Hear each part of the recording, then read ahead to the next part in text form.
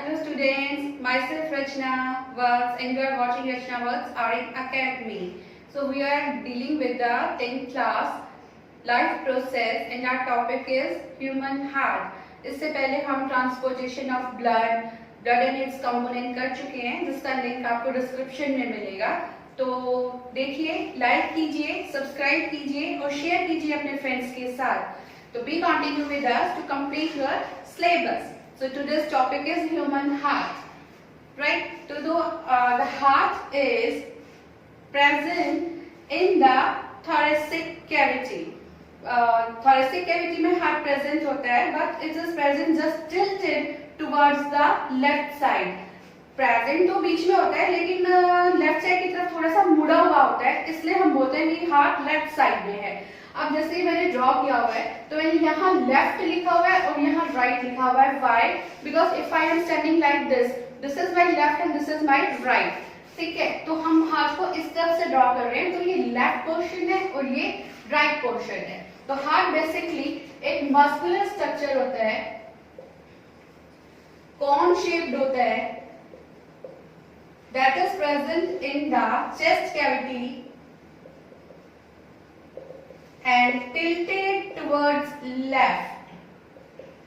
Left की तरफ थोड़ा सा झुका हुआ होता है, tilted towards left. Further, it is present below sternum between the lungs. lungs के बीच में प्रेजेंट होता है. स्टर्नम के पीछे लंग्स के बीच में प्रेजेंट होता है, कॉन शेप्ड होता है, मस्कुलर होता है, हॉलो ऑर्गन है. It is hollow organ and it is just about the size of closed fist.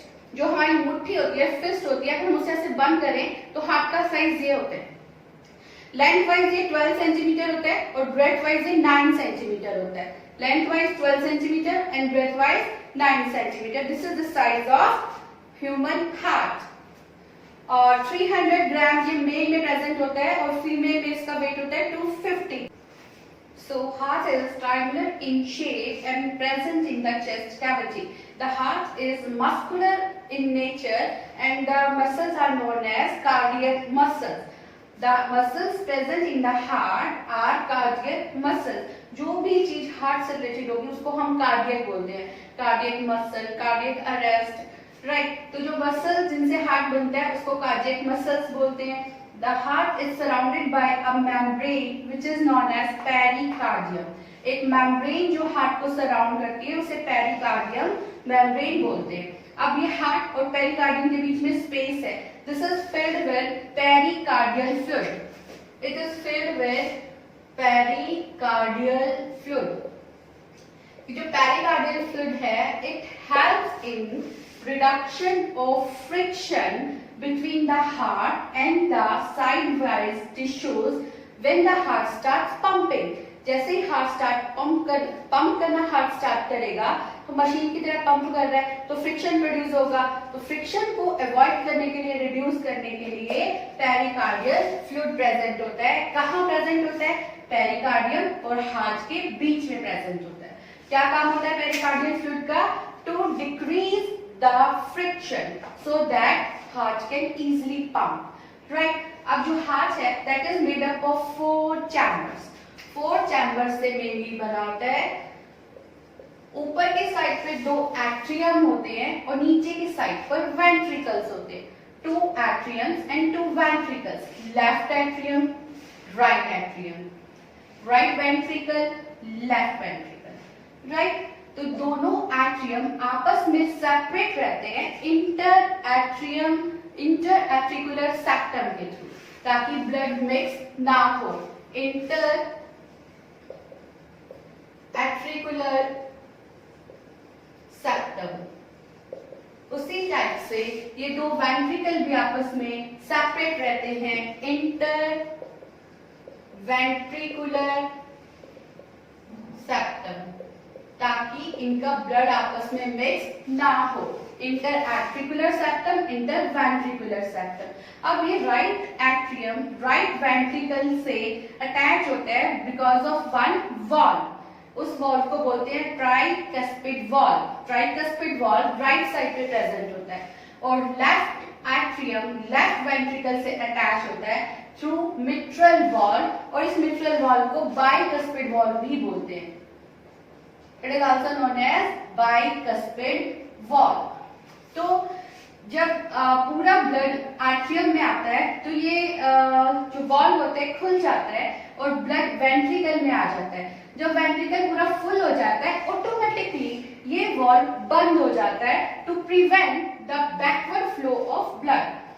Blood का बैकवर्ड फ्लो ना हो एट्रियम में, इसलिए ये ट्राइकस्पिड वॉल ऑटोमेटिकली बंद हो जाता है। सेम वे ये जब एट्रियम से लेफ्ट एट्रियम से ब्लड लेफ्ट वेंट्रिकल में आता है तो ये खुल जाता है। जैसे ही ये पूरा फिल हो जाएगा ब्लड से और कॉन्ट्रैक्ट करना स्टार्ट करेगा तो कॉन्ट्रैक्ट करने के साथ ही ये ऑटोमेटिकली बंद हो जाएगा to prevent the backward flow of blood. तो heart is made up of 4 chambers and each chamber joined with each other through valves. Left side पे कौन सा वॉल प्रेजेंट है? मिट्रल वॉल, जिसे बाइकस्पिड भी बोलते हैं। राइट साइड पे कौन सा वॉल प्रेजेंट है?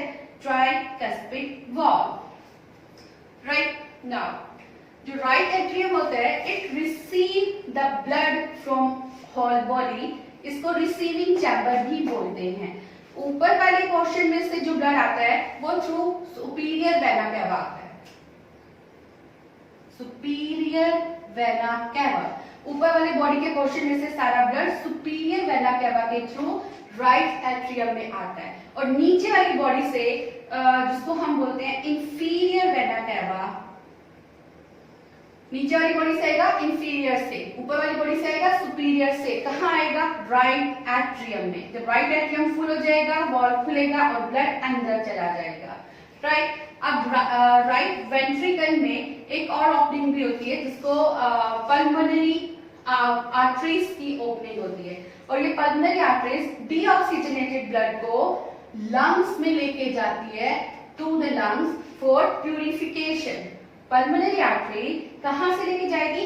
राइट वेंट्रिकल से लंग्स में लेके जाएगी to the for the purification. अब लंग्स में साफ हो जाएगा तो वहां से जो साफ ब्लड है, क्लीन ब्लड, ऑक्सीजनेटेड ब्लड, वो पल्मोनरी वेन के थ्रू लेफ्ट एट्रियम में आता है, लेफ्ट से लेफ्ट वेंट्रिकल में आता है और लेफ्ट वेंट्रिकल से पूरी बॉडी में डिस्ट्रीब्यूट होता है।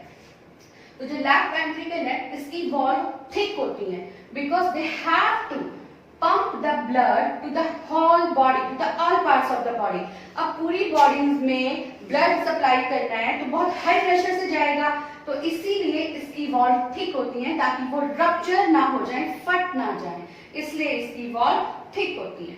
राइट, ये क्वेश्चन आता है why the wall of the left ventricle are thicker than the right ventricle? Because left ventricle has to pump the blood to the all parts of the body with high pressure.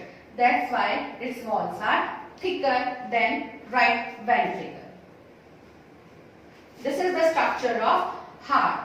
Now we are going to deal with functioning of heart, working of heart, काम कैसे करें। So before discussing the working of heart मैं 2 short tricks बताऊंगी आपको, याद रखो। A for artery, A for away from the heart। तो जो आर्टरीज होती है वो ब्लड को अवे फ्रॉम द हार्ट लेकर जाती है, हार्ट से दूर ले जाती है। Veins towards the heart, A for artery, A for away from the heart, veins towards the heart। Right, अब ये पल्मोनरी, जहां पे भी पल्मोनरी वर्ड आएगा that is related to lungs, pulmonary department, pulmonary cancer, pulmonary disease, तो वो सब lungs से रिलेटेड होते हैं। तो जहां भी पल्मोनरी आता है that is related to lungs. Right, तो चलो अब स्टार्ट करते हैं। तो बेसिकली सारी बॉडी में से डीऑक्सीजनेटेड ब्लड जिसमें कार्बन डाइऑक्साइड मिक्स होती है वो राइट एट्रियम में आता है। कहां से आता है? 2 वेना कैवा से। एक तो सुपीरियर वेना कैवा जो पूरी ऊपर की बॉडी में से लेके आती है और इंफीरियर वेना कैवा जो लोअर बॉडी में से लेके आती है। तो सारा डीऑक्सीजनेटेड ब्लड कहाँ आ गया? राइट एट्रियम में आ गया। अब राइट एट्रियम जब पूरा फुल हो जाएगा तो ये ट्राइकस्पिड वॉल ओपन हो जाता है और ब्लड वेंट्रिकल में फ्लो कर जाता है। जब ये पूरा वेंट्रिकल भर जाएगा ब्लड से तो ये कॉन्ट्रैक्ट होना स्टार्ट होता है। कॉन्ट्रैक्ट, सिकुड़ना, ठीक है। तो जैसे ये सिकुड़ना स्टार्ट होगा तो ये वॉल्व ऑटोमेटिकली अपने आप बंद हो जाएगा और जो ब्लड होगा दैट गोज टू द, अब क्योंकि ये तो बंद हो गया तो ब्लड कहाँ जाएगा, पल्मोनरी आर्टरीज में जाएगा, ठीक है।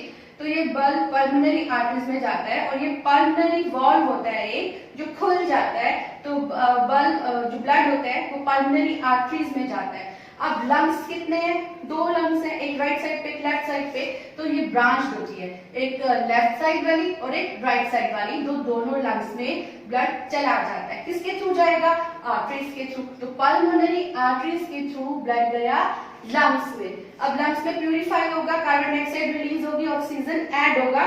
इसको हमने रेस्पिरेशन में किया था, इसका लिंक आप डिस्क्रिप्शन में देख सकते हैं, एक्सचेंज ऑफ गैसेस, ठीक है, उसको देख लेना जरूर। तो जो डीऑक्सीजनेटेड ब्लड है वो कहाँ जाएगा, लंग्स में जाएगा। किसके थ्रू जाएगा, पल्मोनरी आर्टरीज के थ्रू जाएगा। लंग्स में वो ऑक्सीजनेटेड होगा, कार्बन डाइऑक्साइड रिलीज हो जाएगी और ऑक्सीजन ऐड हो जाएगी। अब oxygenated blood pulmonary vein, when मतलब टुवर्ड्स द हार्ट, पल्मोनरी मतलब कहाँ से ला रही है, लंग्स में से ला रही है। तो लंग्स में से ब्लड पल्मोनरी वेन के थ्रू लेफ्ट एट्रियम में आएगा, राइट, लेफ्ट एट्रियम पूरा फुल हो जाएगा ब्लड से।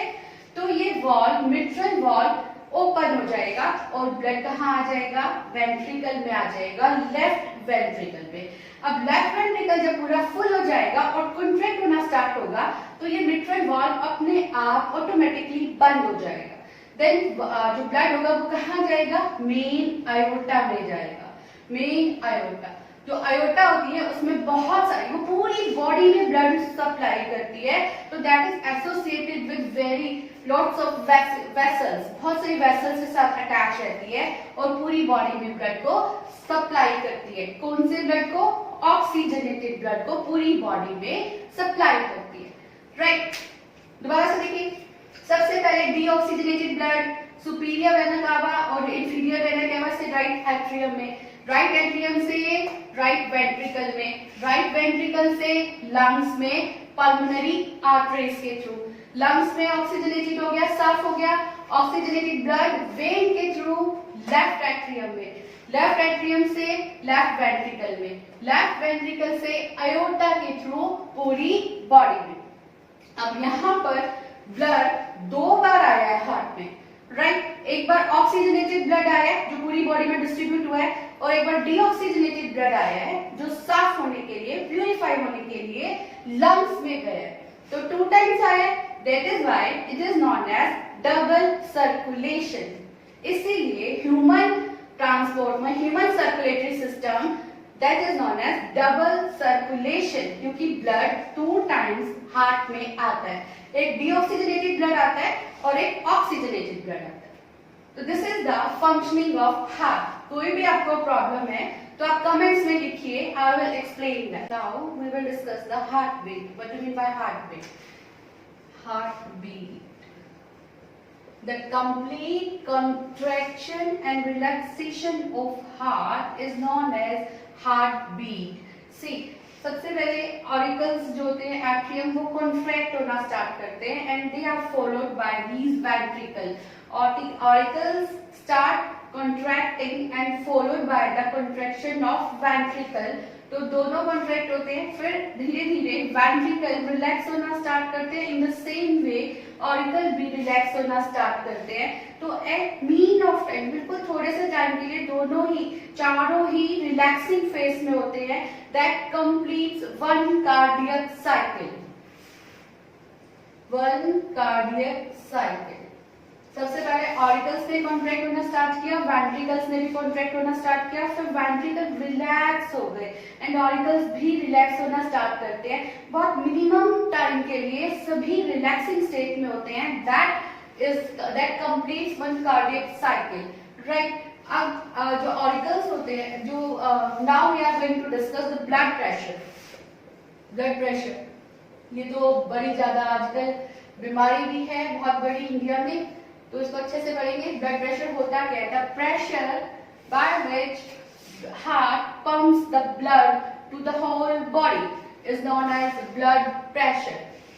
सी, जब ऑरिकल कॉन्ट्रैक्ट होना स्टार्ट होते हैं या फिर हम बोलेंगे the pressure at which the blood leaves the heart through the arteries, वो मैक्सिमम प्रेशर जिसके थ्रू ब्लड मेन आयोटा से पूरी बॉडी में डिस्ट्रीब्यूट होना स्टार्ट होता है उसको बोलते हैं सिस्टोलिक प्रेशर।